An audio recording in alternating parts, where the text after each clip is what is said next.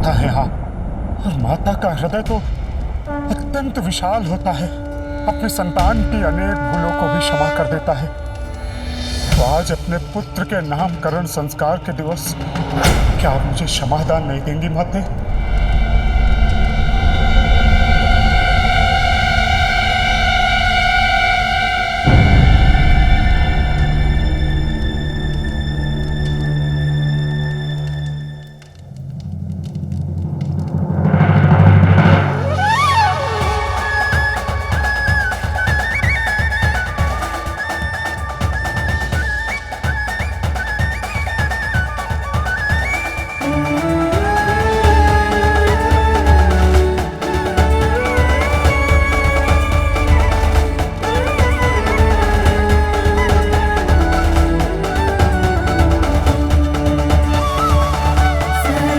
आज के शुभ अवसर पर मैं किसी को निराश कैसे कर सकती हूँ?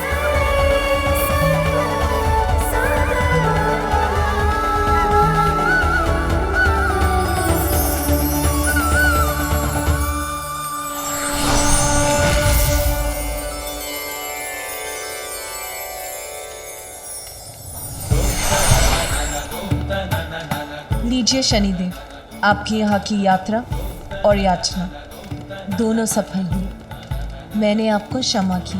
मेरा पांव पुनः कुशल हो गया, अब कोई पीड़ा नहीं है मुझे। मुझे क्षमा करने के लिए आपका कोटि कोटि धन्यवाद माता। मैंने आपको इतना कष्ट पहुंचाया कि तुम मेरी एक गुहार पर आपने मुझे क्षमादान दे दिया, मेरे सभी कष्टों को दूर कर दिया। इससे बड़ी उदारता और क्या होगी माता? देवी पार्वती, आपको कोटि कोटि धन्यवाद। आज के शुभ दिवस पर उपहार तो मुझे देना चाहिए था, किंतु हम पर उपकार आपने किया। मेरे स्वामी को क्षमादान का उपहार दिया आपने, जो मेरे और स्वामी के लिए वरदान के समान है।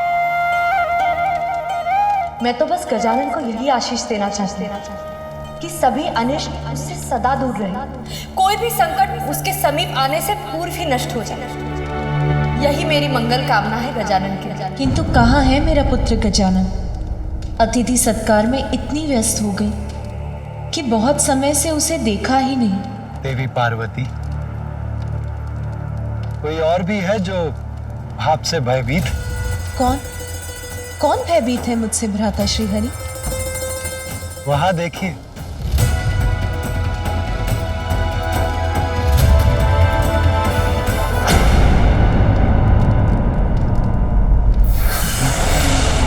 बालक, मेरी बात सुनो और स्वीकार करो। अब तन और मन दोनों से तुम मेरे नियंत्रण में हो। बालक, चलो मेरे साथ चलो बालक।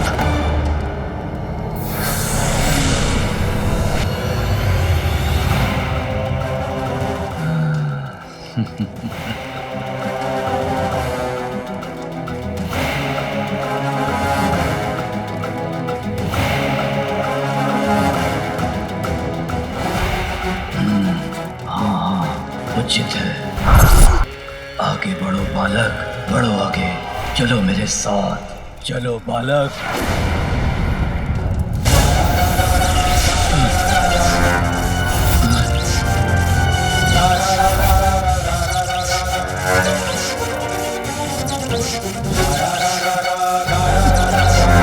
अरे ये कौन सी शक्ति ने मुझे जड़ कर दिया है?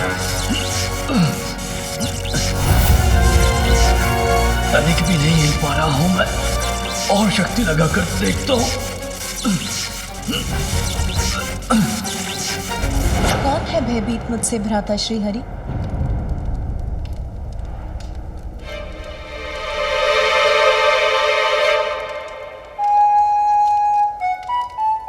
भ्राता नारायण, वो तो देवर्षि नारद है ना?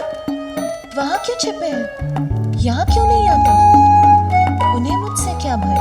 क्यों ना इस प्रश्न का उत्तर उन्हीं से पूछ ले। देवर्षि नारद, यहाँ आइए। देवी पार्वती आपसे कुछ पूछना चाहती है।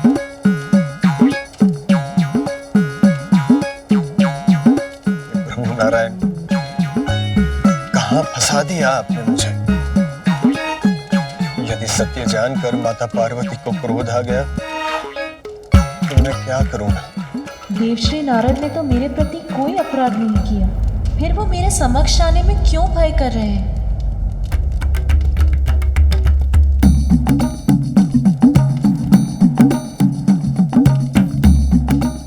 देवर्षि, आपके मन में जो भी विचार निसंकोच होकर देवी पार्वती से कहिए। आप क्यों? नारायण नारायण। देवर्षि, भय का त्याग कीजिए और अपने मन के विचार देवी पार्वती से कह दीजिए। वो माता, मैं आपसे छुपते छुपाता फिर रहा था। आपके समक्ष आने का साहस नहीं जुटा पा रहा था माता, क्योंकि माता। क्योंकि क्या देवर्षि? आपको मेरे समक्ष आने में इतना भय क्यों हो रहा है? बहुत बड़ा दोष है मेरा माता।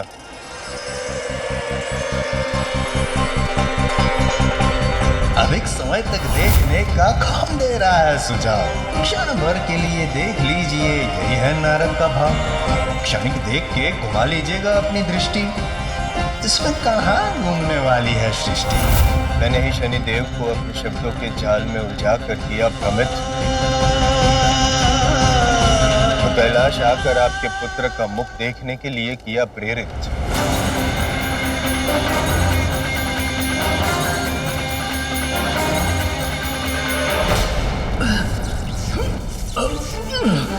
अपना पांव तक नहीं उठा पा रहा हूं मैं, क्या करूं अब? हाँ, उचित है, उचित है, उचित है। ये तो स्वर मेरा था, किंतु मैंने तो कुछ कहा भी नहीं। तो मेरे स्वर में मेरे शब्द, मेरे मस्तिष्क में कौन दौड़ा रहा है? कौन बुन रहा है ये मायाजाल? उचित है, सर्वथा उचित है। सुनो मेरी बात।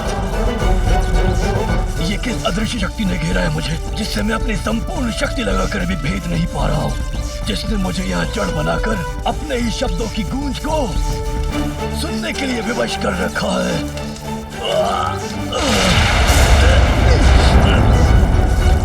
उचित है, सर्वथा उचित है। सुनो मेरी बात। तुम गजमुख बालक, ये क्या कर रहे हो मेरे साथ? हाँ हाँ, उचित है, सर्वथा उचित है। मैं क्या कर रहा हूँ? मुझे तो लगा कि आप कहीं जा रहे हैं। ये कोलाहल, ये शोर, ये स्वर तुम्हें सुनाई नहीं दे रहा बालक? बंद करवाओ इसे। बंद करवा दो? ये सब हमारे अतिथि हैं और अतिथि तो देवता समान होते हैं, और जब देवता ही अतिथि हैं, उनका तो और भी आदर करना चाहिए ना। तो मैं उन्हें वार्तालाप करने से और हंसने से कैसे रोक सकता हूँ? किंतु मैं इस उत्सव के स्वरों को शांत नहीं करा सकता। उचित है, सर्वथा उचित है। मुझे इस बात का ज्ञात है कि मैंने भूल की है बहुत, किंतु मैं आपसे विनती करता हूँ माता, कृपया मुझे दंडित ना करें। हाथ जोड़ के मैं क्षमा मांगता हूँ। जिसे आप एक भूल कह रहे हैं, उसने शूल बनकर भेद दिया था मेरे हृदय को। ऐसा आघात दिया था जिसकी पीड़ा मैं भूल नहीं सकी। पिता और पुत्र के मध्य भीषण युद्ध करवाने का कार्य किया था आपकी इस भूल ने। मुझे ज्ञात है माता, मेरे कारण कितना अनित हुआ है, इसीलिए मैं क्षमा प्रार्थी हूँ। किंतु मैंने जो भी किया माता, उसमें मेरा हेतु केवल जगत कल्याण था। जगत कल्याण में तो हमारा भी कल्याण निहित। उत्तर दीजिए मुझे। आपके इस कृत्य से जो कष्ट हमें पहुंचा, उसके लिए कौन उत्तरदायी है? मैं, किंतु मैं वो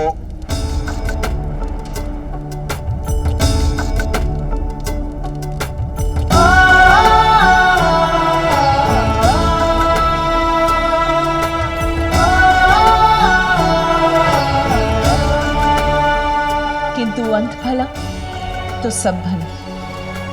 आज के इस आनंद उत्सव में मैं आपको दंड नहीं दूंगी देवश्री। आप भय मुक्त हो जाएंगे। नारायण नारायण।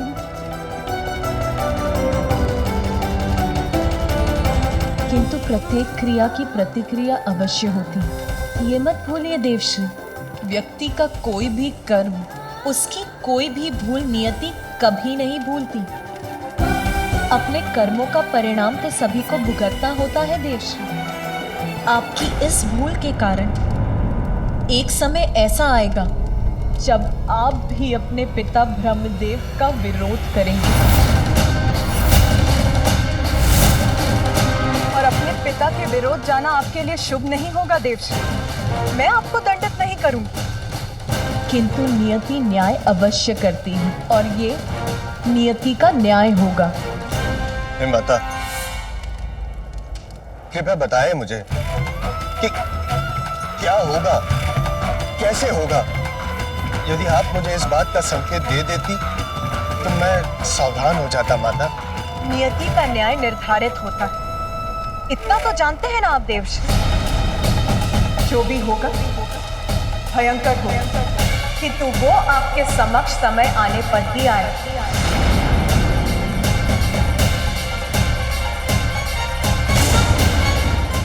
जैसे मेरे मस्तिष्क में विस्फोट होने वाला है। ये गोलान मुझे प्रताड़ित कर रहा है बालक।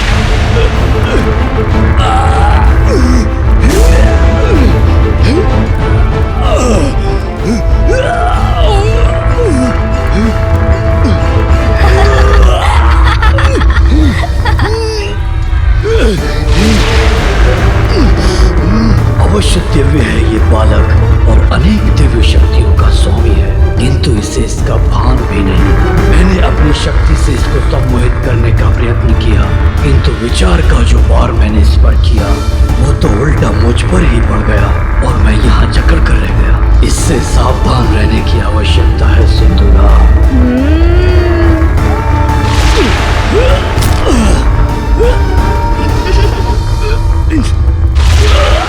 मुझ पर दया करो। अरे ये आप क्या कर रहे हैं? देखिए, ये क्रीड़ा मुझे नहीं भा रही है। आप गिर क्यों गए मेरे समक्ष? ऐसा क्यों कह रहे हैं जैसे मैंने आपको कुछ किया हो? मैंने तो कुछ भी नहीं किया, आप ही गिर गए यहाँ और ऐसे चित्कार कर रहे हैं। ये स्वर जो मेरे मस्तिष्क के भीतर गूंज रहे हैं, मेरे सिर के टुकड़े टुकड़े कर देंगे, ये अंत कर देंगे मेरा। इन्हें रोक दो। ओह, तो आपके मस्तिष्क में कुछ है जिससे आप इतने विचलित हो रहे हैं। कोई बात नहीं, मैं अभी निकाल देता हूँ उसे। सुन जी, आइए इनकी पीड़ा दूर करते हैं।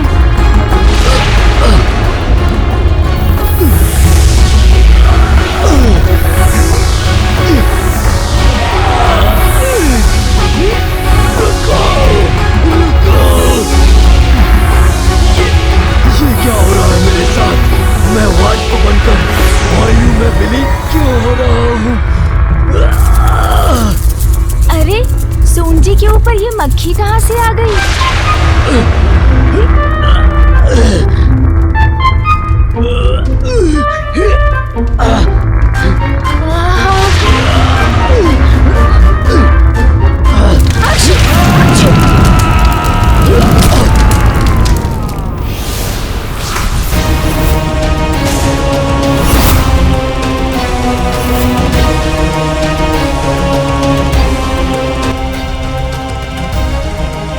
क्या हुआ पुत्र?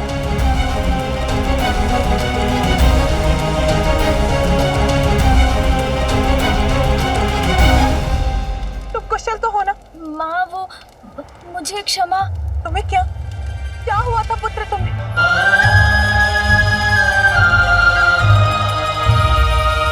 माँ, आप व्यर्थ चिंता कर रही हैं। मुझे तो कुछ नहीं हुआ। देखिए, सकुशल खड़ा हूँ आपके समक्ष।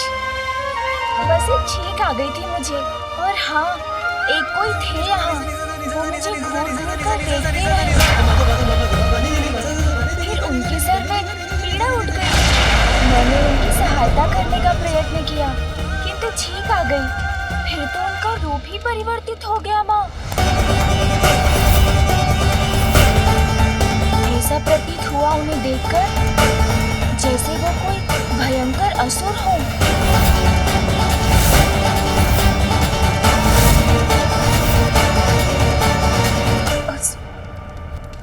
यहाँ कैलाश में? गौरी, क्या हुआ? गजानन कुशल तो है? स्वामी, एक असुर था यहाँ और हम उसे पहचान नहीं सके। गजानन पर घात लगाए बैठा था। कौन हो सकता है वो असुर स्वामी?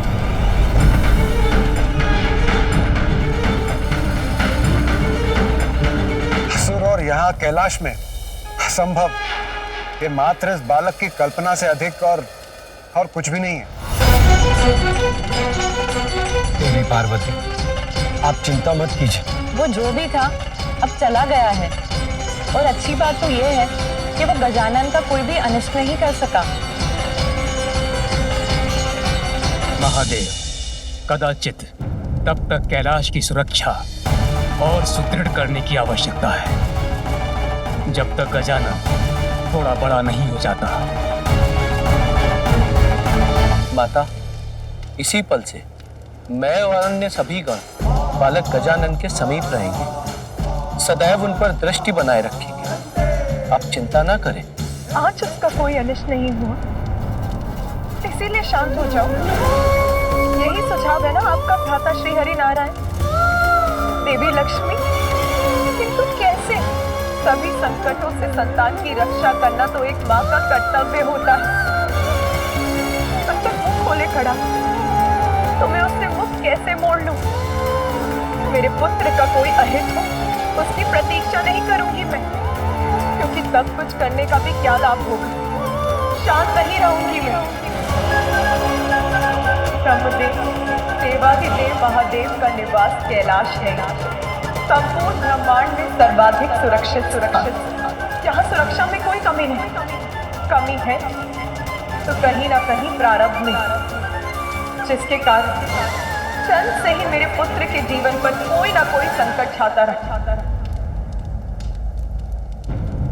सुनिए सब, जब तक मैं अपने पुत्र गजानन की सुरक्षा के प्रति निश्चिंत नहीं हो जाती, मैं अपनी चिंता नहीं त्यागती। को उसके तन से विलग किया, फिर उसे एक नवीन शीश, एक गज का ही मिल सका। और आज यहाँ आप सभी की उपस्थिति में एक असुर ने यहाँ आकर मेरे पुत्र पर घात लगाने का साहस किया, तो फिर भविष्य में कौन सा अज्ञात संकट किस रूप में उस पे टूटेगा, ये किसे ज्ञात है? माता, जो भूतकाल में हो चुका है उसका विचार कर स्वयं को कष्ट देना उचित नहीं, और जो हो ही नहीं सकता उसकी कल्पना कर उसकी चिंता करना और भी कष्टदायक हो सकता है। माता, इस सुर सभा में किसी असुर का प्रवेश करना असंभव है, और हमारे पास यहाँ किसी असुर के होने का प्रमाण भी नहीं। इसलिए संभव है कि इस बालक ने अपनी कल्पना से कोई गलत कर लिया। देवी पार्वती, आप गजानन की मां हैं। आपका उनके लिए चिंतित होना स्वाभाविक है, किंतु आप हम पर विश्वास कीजिए। हम सभी गजानन की सुरक्षा का ध्यान रखेंगे। उनके साथ कुछ भी अनिष्ट नहीं होगा। भूतकाल में काल के प्रकोप को भूलने की बात कर रहे हैं देवराज। प्रमाण चाहिए आपको। देखिए गजानन का गज और स्मरण कीजिए, ये मुख उसे किस लिए देना पड़ा। ठहर जाइए, किसी को भी भीतर जाने की अनुमति नहीं है।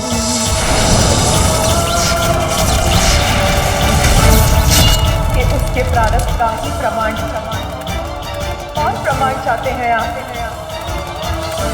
तो सुनिए, एक माँ का हृदय अपनी संतान पर आए छोटे से छोटे संकट को भी भाप लेता है। मेरी आशंका निराधार नहीं, मैं उसकी सुरक्षा के प्रति अस्वस्थ नहीं हूँ ब्रह्मदेव। हमें उसकी सुरक्षा के प्रति कुछ और करना ही होगा। देवी पार्वती, तो फिर आप क्या चाहती हैं? ये स्पष्ट कीजिए।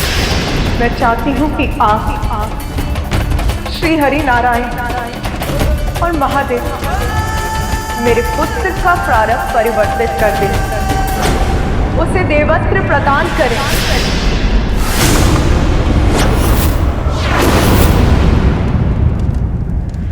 क्षमा करें माता, किंतु मैं आपका ये प्रस्ताव समझने में असमर्थ हूं।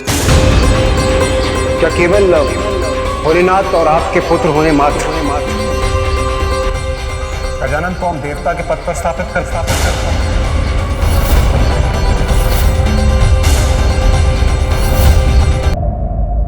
मैं चाहती हूँ कि आप श्री हरि नारायण और महादेव मेरे पुत्र का प्रारब्ध परिवर्तित कर दें, उसे देवत्र प्रदान करें।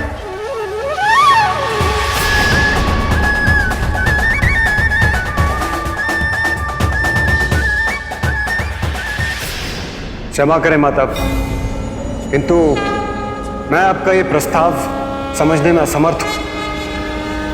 क्या केवल भोलेनाथ और आपके पुत्र होने मात्र गजानन को हम देवता के पद पर स्थापित कर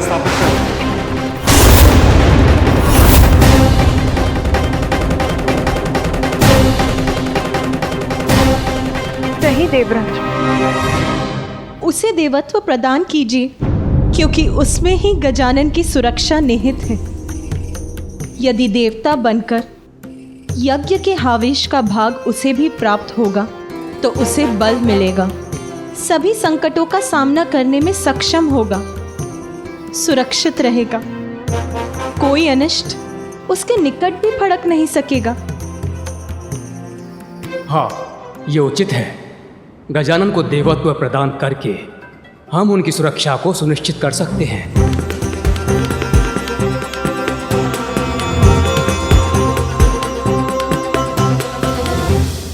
किंतु प्रभु, इस संसार में अनेकों बालक हैं और वो भी नाना प्रकार की विपदाओं में घिरे हुए हैं।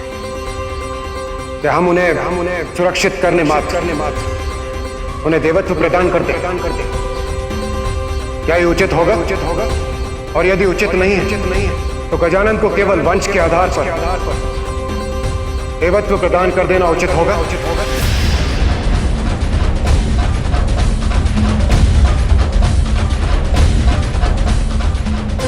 मात्र माता पार्वती और भोलेनाथ का पुत्र होने कारण हम उन्हें वो पद प्रदान करते जिस पद की योग्यता प्रमाणित करने के लिए उन्होंने अब तक कुछ भी नहीं किया,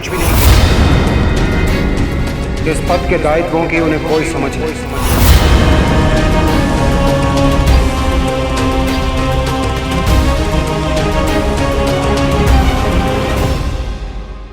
देवराजेंद्र, आप जो भी कहना चाहते हैं स्पष्ट करिए। बताइए हमें आपका क्या प्रस्ताव है। क्षमा करें महादेव, किंतु मुझे आपके पुत्र से कोई द्वेष नहीं है और ना ही मैं उसका कोई अहित चाहता हूं। जब उन्हें एक नवीन शीश की आवश्यकता पड़ी तो प्रभु वो मैं ही था जो उनके लिए शीश लेकर आया था। फिर मैं उनका अहित कैसे चाह सकता हूं प्रभु? इसलिए आप जो भी निर्णय लेंगे वो मुझे स्वीकार होगा।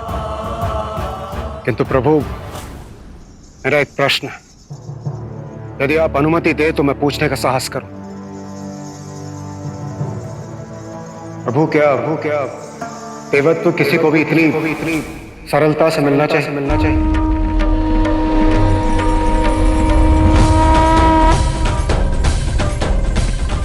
देवत्व प्राप्त करने का एकमात्र कारण योग्यता प्रमाणित करने वाला कर्म होना चाहिए, जन्म नहीं।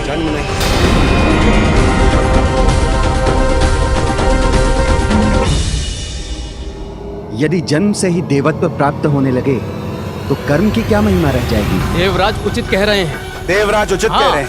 देवराज उचित ही तो कह रहे हैं। देवराज उचित कह रहे हैं। आप ही बताइए महादेव, क्या मैं उचित नहीं कह रहा? गौरी, देवराज इंद्र उचित कह रहे हैं।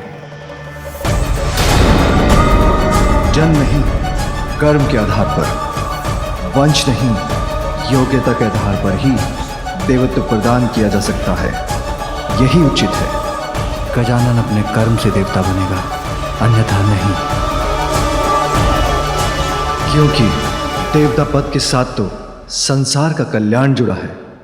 इसलिए जो अपने कर्मों से अपनी योग्यता प्रमाणित नहीं कर सकता, उसे मात्र उसके वंश, उसकी जन्म के आधार पर देवता बनाना सर्वथा अनुचित है।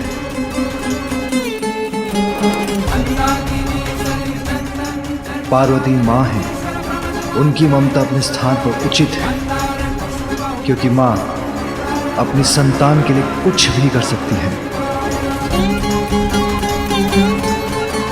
किंतु हम देवता हैं और पार्वती और मैं तो त्रिदेवों में सम्मिलित हैं। इसलिए हमारा दायित्व तो अन्य सभी देवताओं से बढ़कर है। दायित्व कर्तव्य के आगे निजी संबंध और निस्वार्थ का कोई मूल्य नहीं होता। इसलिए समय के साथ साथ मेरा पुत्र गजानन अपनी योग्यता प्रमाणित करेगा, तभी उसे देवत्व प्रदान किया जाएगा, अन्यथा नहीं।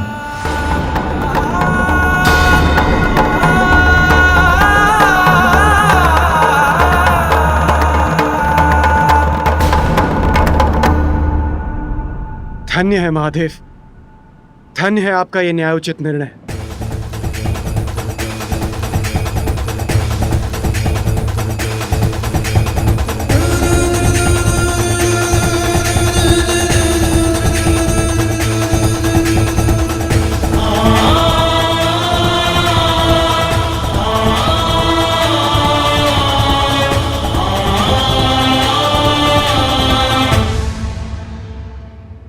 माँ, मुझे भूख लगी है। मैं बहुत भूखा हूँ माँ। अब क्या मैं कुछ भोजन कर सकता हूँ?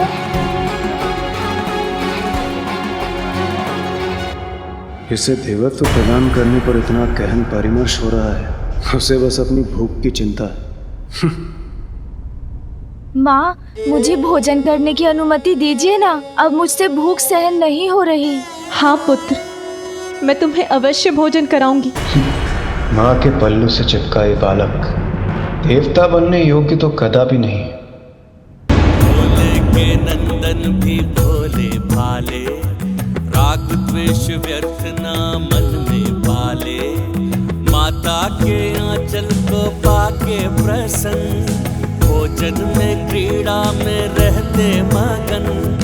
क्या है देवत्व वो अनभिज्ञ है, माता के नेह पे कृतज्ञ है। इंद्र से यद्यपि माता कुपित, किंतु माँ पुत्र को देख के पुलकित।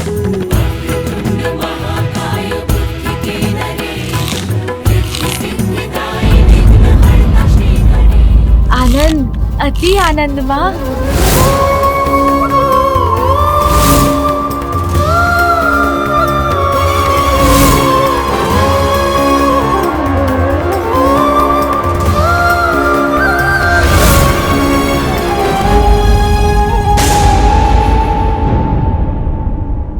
देवत्व प्राप्त करने का एकमात्र कारण योग्यता प्रमाणित करने वाला कर्म होना चाहिए। और हाँ, एक कोई थे यहाँ।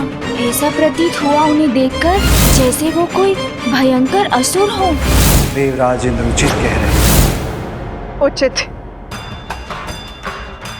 यदि यही निर्णय है आप सभी का, तो यही उचित। देवराज, उचित और अनुचित, योग्यता और अयोग्यता की बातें करते, ये जानते हुए भी कि मेरे पुत्र ने इतनी कम आयु में इतने विशाल संकटों का सामना किया। और जब उस पर अपने पिता के क्रोध को जागृत करने का संकट छाया, तो उस समय आप सभी सर्वथा योग देवगण में से कोई भी उसकी रक्षा के लिए नहीं आया। उचित तो ये होता देवराज कि आप उससे संघर्ष करने के स्थान पर उसे समझाने का प्रयत्न करते, क्योंकि वो तो एक अयोग्य बालक है और आप सभी योग्यताओं से परिपूर्ण देवराज इंद्र। किंतु माता वो किंतु परंतु नहीं देवराज, उचित तो ये होता कि आप उसकी सुरक्षा का उत्तरदायित्व निभाते। पूर्व में उसके संहार का कारण बने थे आप, और अब उसका तिरस्कार कर रहे हैं। क्या ये उचित है?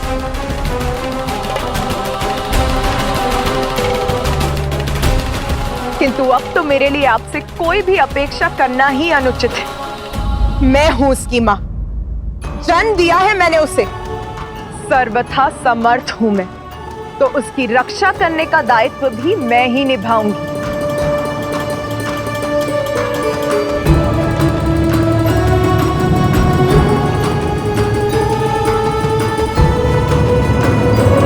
योग्यता और संस्कार जन्म से नहीं आते, कर्म से उन्हें प्राप्त करना होता है। उचित कह रही हूं ना मैं देवराज इंद्र?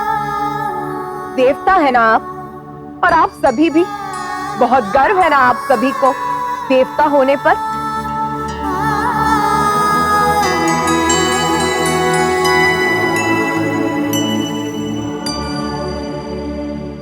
संस्कार और योग्यता उचित और अनुचित के भेद बता रहे हैं ना?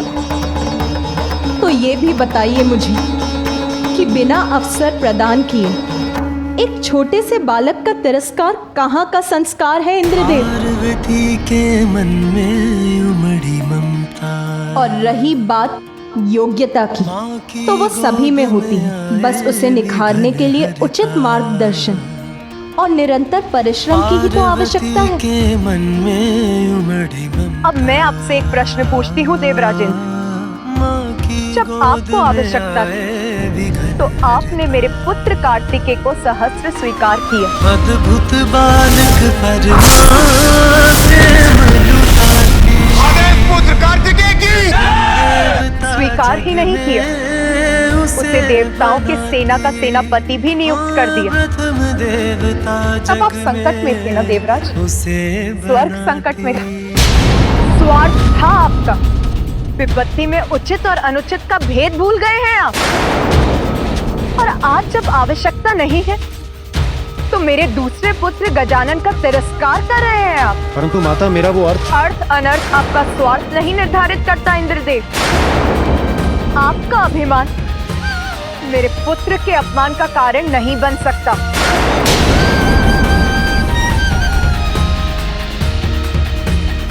सुनिए सभी, मैं महादेव की अर्धांगिनी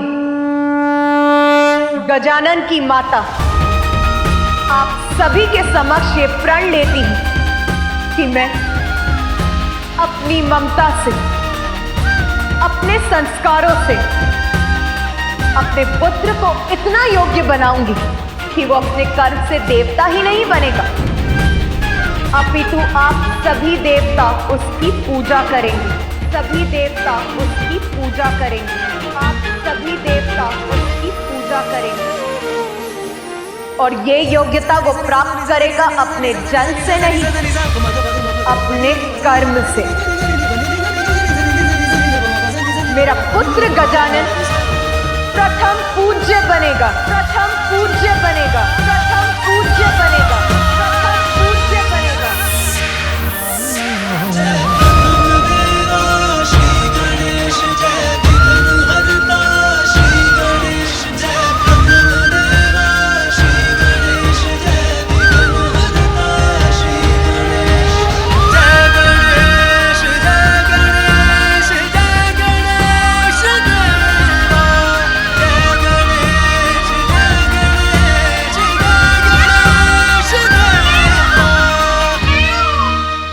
सभी एकत्रित हैं यहाँ।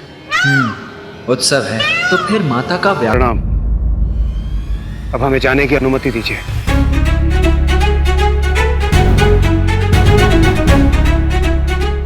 प्रणाम माता।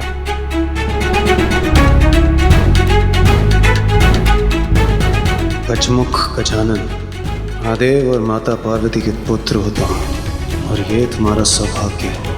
उसी में संतुष्ट रहो। देवत्व प्राप्त करने के योग्य नहीं होता हूँ।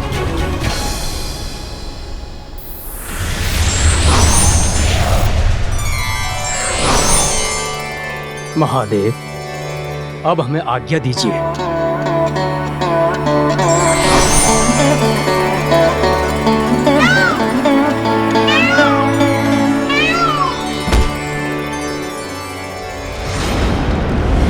पाताल स्वामिनी सिंहिका, कितना आनंद आएगा मुझे जब ये गूंज पाताल को ही नहीं अपितु समस्त संसार को ध्वनित कर देगी।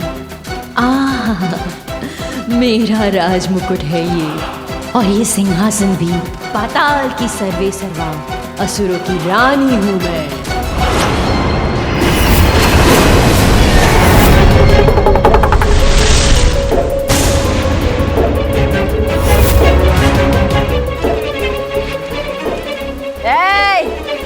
ऐसे नेत्र फाड़ फाड़ के क्या देख रहे हो? झुको मेरे समक्ष, अभिवादन करो मेरा। याद से इस सिंहासन पर मेरा अधिकार है। मैं हूं तुम्हारी रानी, मैं सिंहिका। क्योंकि अब तक तो उस मूर्ख सिंदूरा की कैलाश यात्रा उसकी मृत्यु यात्रा बन चुकी होगी।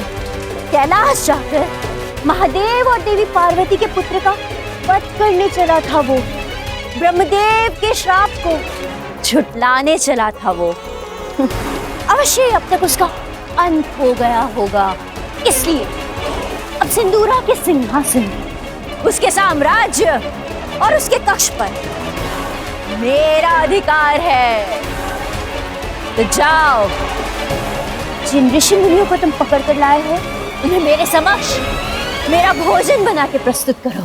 भूख लगी है मुझे भोजन चाहिए, मुझे भोजन चाहिए, मुझे भोजन चाहिए।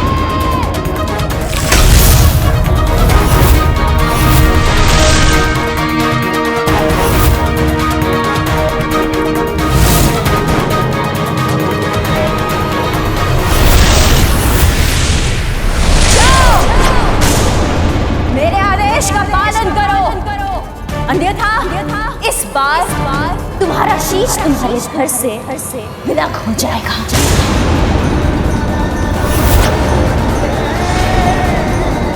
स्वामी, कुछ अनुचित तो नहीं कहा ना मैंने?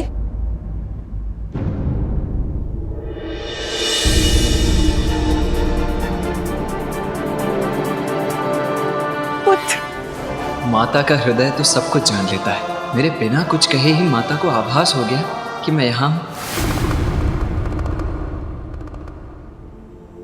मेरा पुत्र। हाँ माता, आपका पुत्र यही है। मैं आ गया हूँ माँ। अब आपके सब कष्टों को दूर कर दूंगा मैं।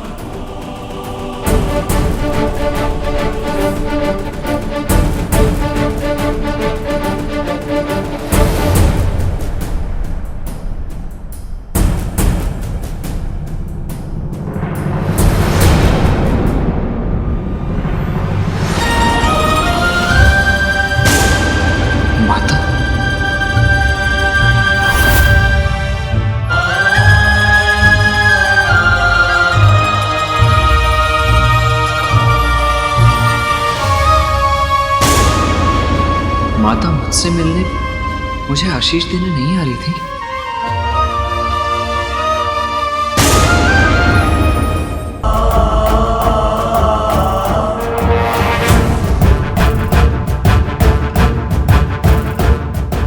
उसका स्पर्श भी न कर सके। उसकी कोमल प्राण सभी विपदाओं से सुरक्षित रहे, बस इतना ही चाहती थी।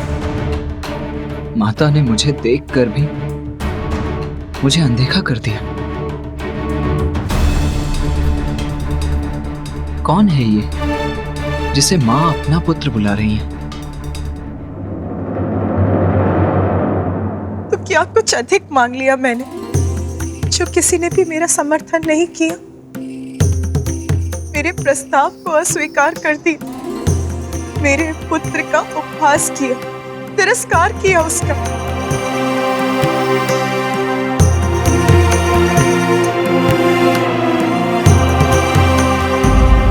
यदि मेरा बड़ा पुत्र कार्तिक यहाँ होता तो वो मेरी पीड़ा अवश्य समझता, साथ देता अपनी माँ का।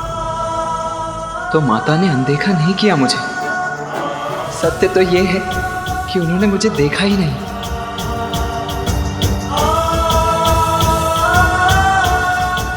माता,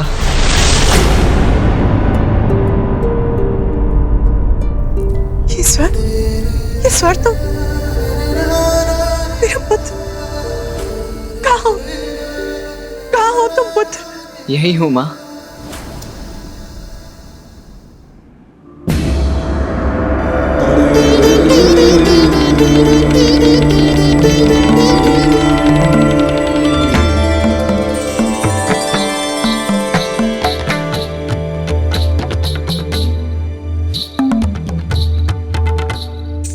प्रणाम माता।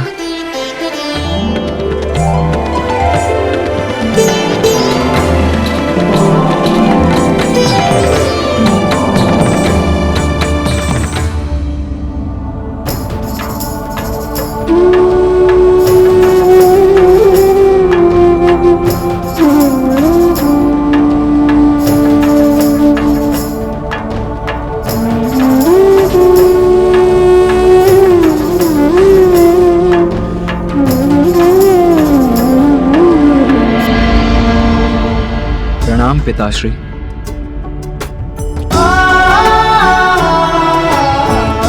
आयुष्मान भव।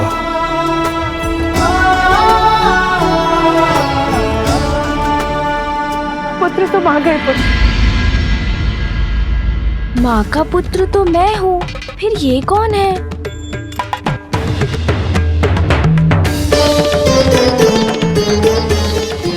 ये विचित्र कछमुख बालक कौन है और ये मेरे और माता के मध्य क्यों है? इसका हमारे परिवार से क्या संबंध?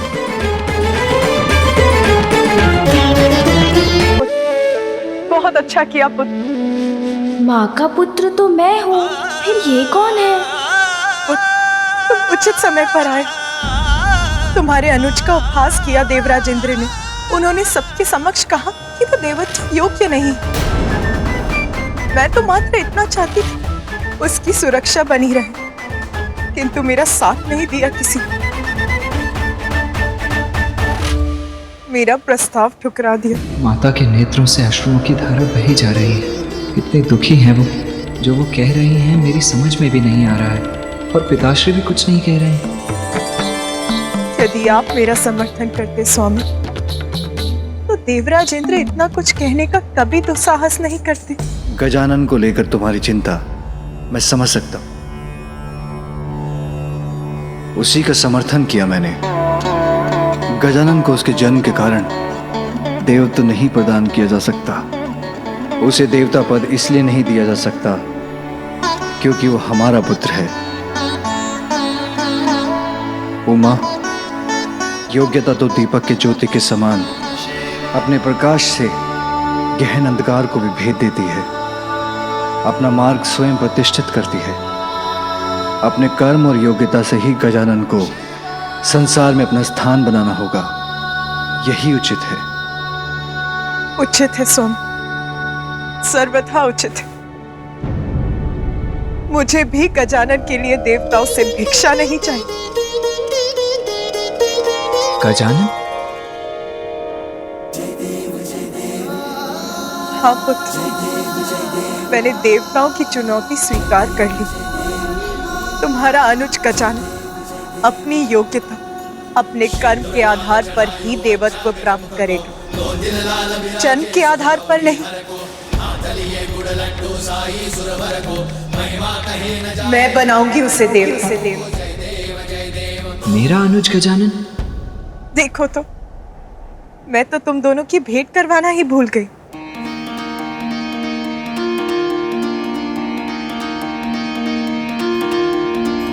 पुत्र गजानन, ये है कार्तिकेय, तुम्हारे बड़े भ्राता, और पुत्र कार्तिकेय, ये है तुम्हारे अनुज गजानन। ये है मेरा अनुज। आप मुझसे बड़े हैं ना? मेरे बड़े भैया है ना आप? हाँ। भैया! ये मेरी ओर क्यों दौड़ रहा है? भैया, मैं आपका छोटा भाई हूँ।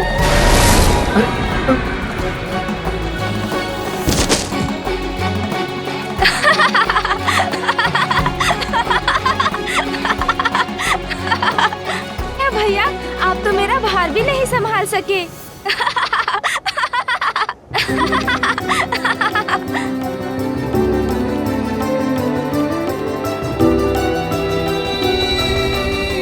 अच्छा, कोई बात नहीं भैया, गोदी में नहीं उठा सके किंतु पृष्ठ पर तो उठा सकेंगे ना? अरे ये क्या कर रहे हो? पुत्र गजानन, जब हम स्वयं अपने पांवों पर चल सकते हैं, उन पर अपना भार उठा सकते हैं, तो अग्रज द्वारा उठाए जाने की क्या आवश्यकता है? हाँ पुत्र, तुमने तो मिलते ही अपने अग्रज पर अपना भार डाल दिया। सर्वप्रथम अभिवादन तो करो, प्रणाम करो उन्हें। प्रणाम बड़े भैया।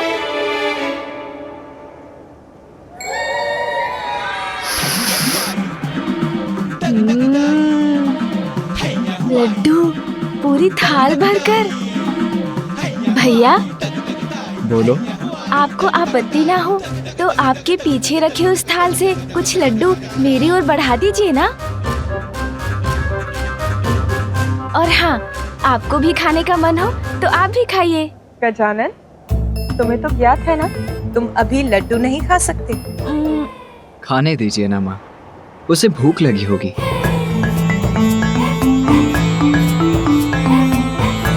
क्या हुआ माता, ऐसे क्यों देख रही हैं आप? माता, आप मुझे ऐसे क्यों देख रही हैं? क्या हुआ? कुछ नहीं पुत्र, ऐसा कुछ नहीं हुआ। माता का ध्यान तो गजानन पर ही केंद्रित है।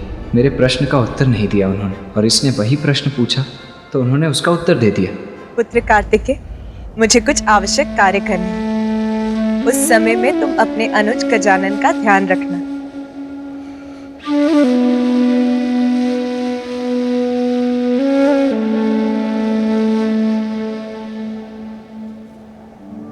प्रतीत होता है माता को तो मेरी तनिक भी चिंता नहीं। मैं इतने समय पश्चात लौट कर आया हूँ, किंतु न उन्होंने मुझे अपने पास बिठाया, न ही मुझसे कुछ बातें की।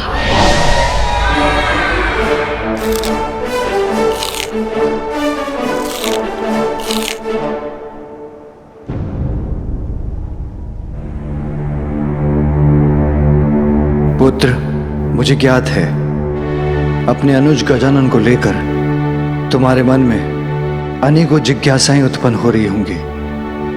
हाँ पिताश्री, मेरे जन्म और मेरे द्वारा ताड़कासुर के वध के पश्चात मेरे दक्षिण जाने के समय आपने माता को एक और संतान देने का वचन दिया था, किंतु ये गजमुख गजानन मेरा अनुज कैसे हो सकता है? तुम्हारे अनुज के जन्म और गजमुख प्राप्त करने के पीछे भी एक कथा है।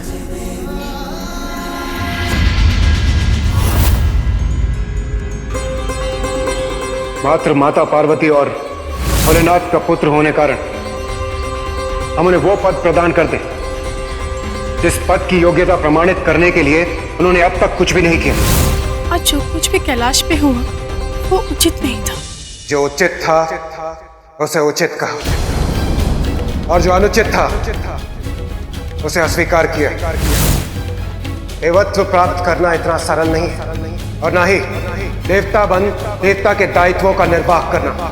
बिना अपनी योग्यता प्रमाणित किए किसी को भी देवत्व प्रदान किया जाना सर्वथा अनुचित। इसीलिए देवता पद की महिमा को स्थापित रखने के लिए उचित का साबित किया। जो हुआ वो उचित था या अनुचित ये तो समय ही बताएगा, किंतु जो आपको करना था आप कर चुके स्वामी। फिर पुनः सभा बैठाकर सभी सभासद देवताओं से अपनी ही प्रशंसा को सुनने की आपकी इच्छा कहाँ तक उचित है स्वामी? देवराज इंद्र होने के नाते ये मेरा कर्तव्य था, अन्यथा भविष्य में कोई भी देवता पद की मांग कर सकता है। क्या मैं उचित कह रहा हूँ? आपने जो भी किया वो सर्वथा उचित था देवराज। हाँ इंद्रदेव, आपने जो किया उचित किया, सही का साथ दिया आपने, और हम सब आपसे सहमत हैं। जगत जननी को निराश करना कैसे उचित हो सकता है? देवताओं के साथ सृष्टि के सभी जीवों की सुरक्षा के लिए जिन्हें अपनी कोख से संतान को जन्म देने का अधिकार खोना पड़ा, आज उनके पुत्र की सुरक्षा की बात आई तो आपने उनका प्रस्ताव नकार दिया। आपके इस कृत्य के लिए मैं माँ से क्षमा मांगूंगी स्वामी। भरपेट खाऊंगी मैं स्वादिष्ट भोजन। उस बालक ने अब तक तो सिंदूरा का वध कर ही दिया होगा। अब मैं बन चुकी हूँ पाताल लोक की रानी।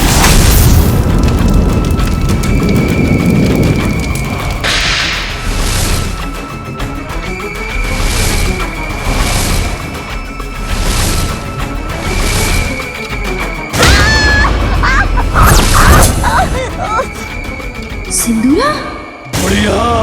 किस बात का इतना आनंद मनाया जा रहा है? तुम्हें क्या लगा कि मेरी मृत्यु हो गई? नहीं नहीं असुर सम्राट, अब तो महान है, सर्वशक्तिमान है। आपकी मृत्यु उस तुच्छ बालक के हाथों, इसकी तो मैं कल्पना भी नहीं कर सकती। मुझे तो लगा कि आप उस बालक का वध करके आते ही होंगे। इसी विचार से मैंने आपके लिए स्वादिष्ट भोजन का प्रबंध किया। तो इसीलिए तुम मेरे सिंहासन पे बैठी थी। अब शब्द नहीं है तुम्हारे पास? बहुत बन चुकी तुम अपने जान, अब नहीं। कालकूट हलाहल विष। यही उचित उपाय है उस बालक के अंत का। मैं आपको उस विष तक पहुंचा सकती हूँ असुर सम्राट, मुझ पर वार मत करना।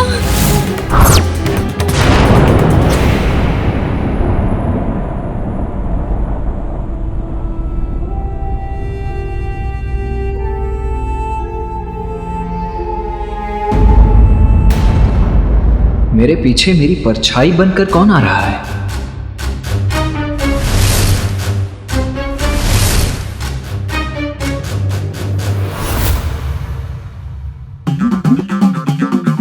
यहां तो कोई नहीं है।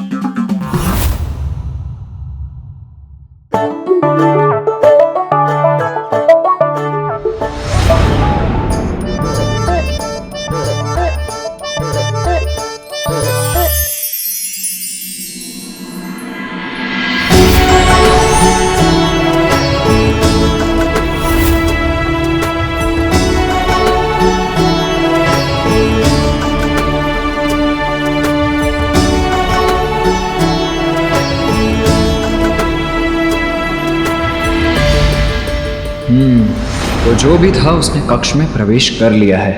अब तो उसका सामना करना ही होगा। माँ, मेरा मन बहुत अशांत है माँ।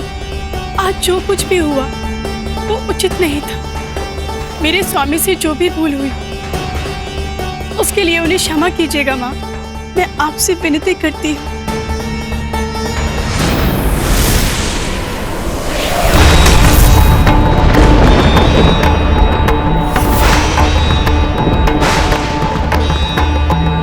कैसा अनिष्टकारी संकेत दिया है माता ने। उनका त्रिशूल उनके हाथों से गिर गया, जिसने माता के इस मंदिर को भी कंपित कर दिया। मानो जैसे देवलोक के भाग्य का प्रकाश ही मिट गया। दया कीजिए माँ अपनी संतानों पर, दया कीजिए।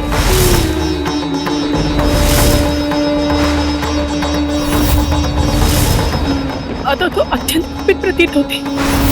उनके कोप के प्रकोप के कारण कहीं अनर्थ ना हो जाए।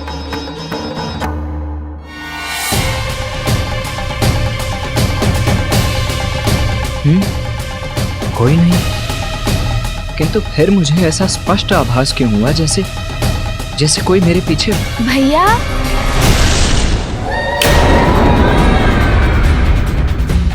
किसे ढूंढ रहे हैं? बार बार पीछे मुड़कर देखते हैं किंतु कोई दिखाई नहीं देता।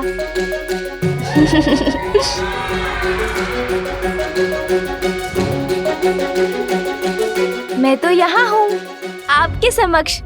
फिर बताइए ना, आप किसे ढूंढ रहे हैं?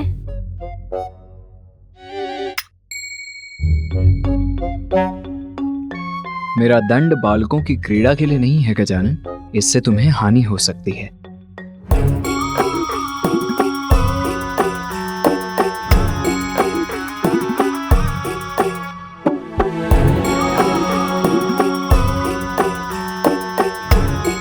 क्या हुआ?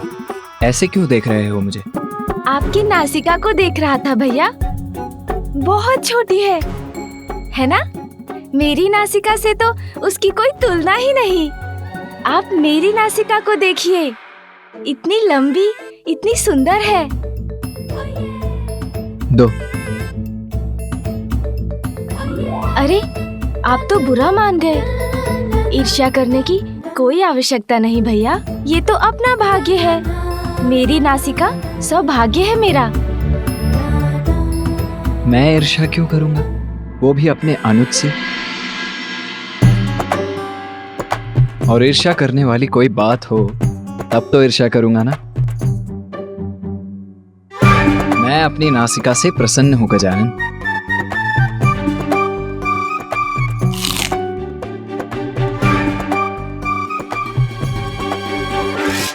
अब आपको कहना ही होगा ना कि आप प्रसन्न हैं।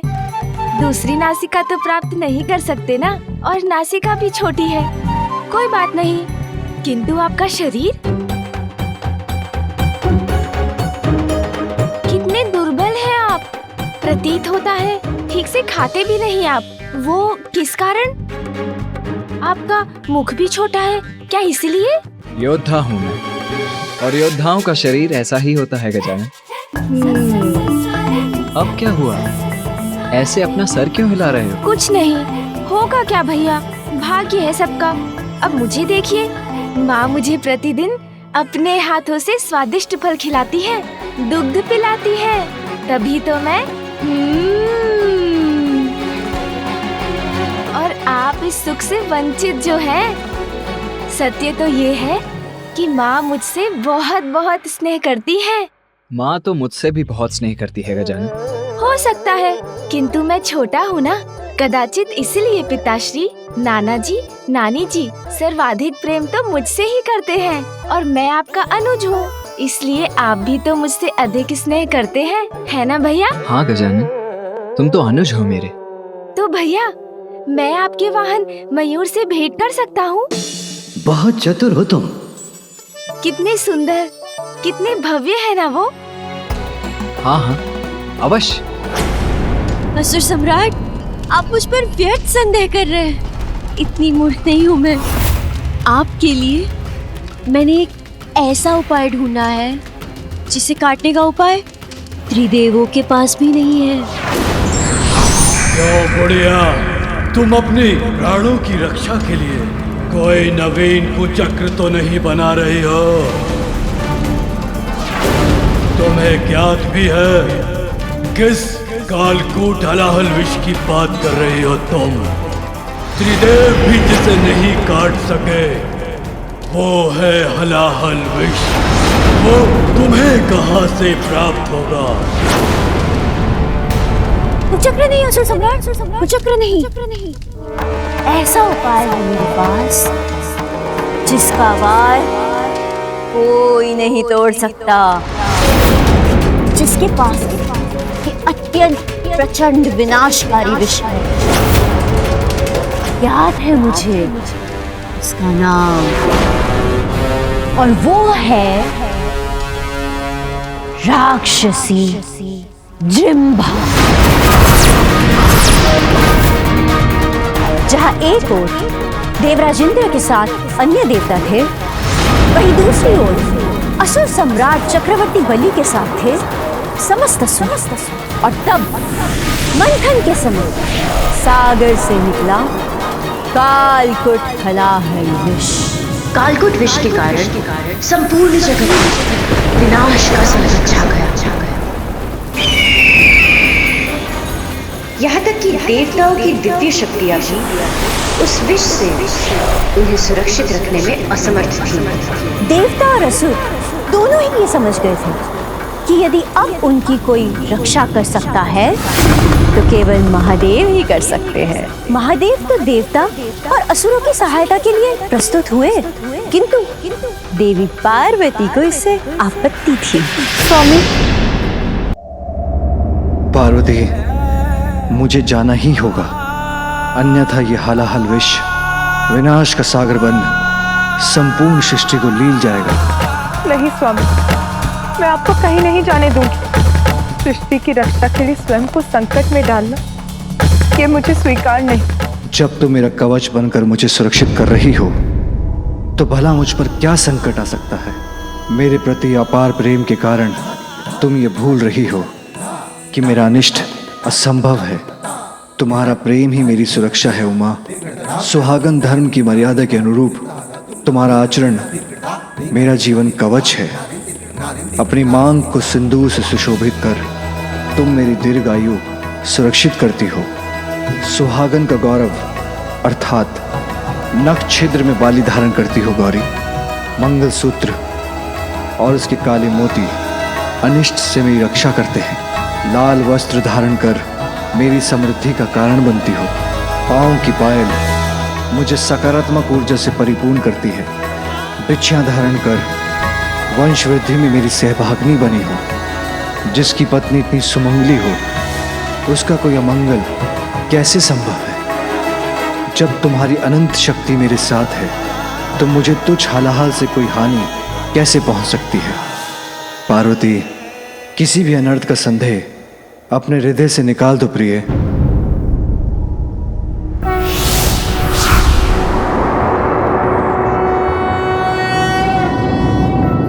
नागेंद्रहाराय त्रिलोचनाय भस्मांगरागाय महादेव ने उस कालकुट हलाहल विष का पान किया।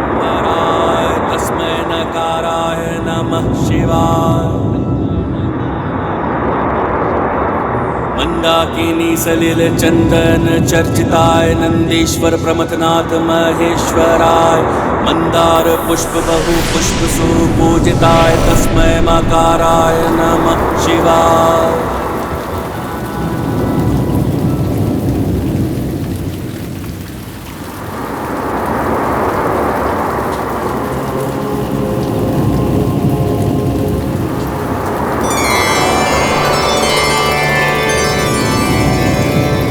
और फिर देवी पार्वती ने महादेव की ग्रीवा पे अपना हाथ रखकर विष को वहीं रोक दिया। स्वामी, संपूर्ण सृष्टि तो आपके भीतर ही समाई हुई है, इसीलिए इस विष को अपने शरीर में और आगे मत जाने दीजिए, अन्यथा संपूर्ण सृष्टि नष्ट हो जाएगी।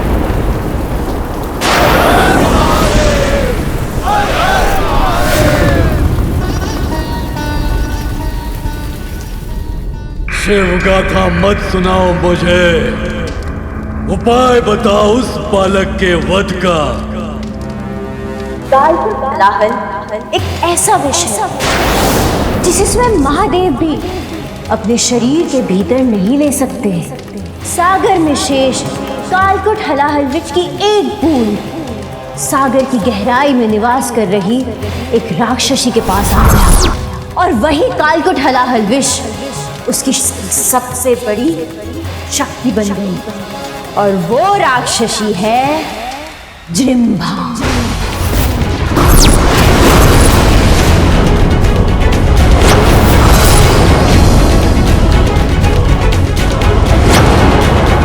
जो विष स्वयं महादेव ग्रहण नहीं कर पाए उससे उनके पुत्र का क्या होगा?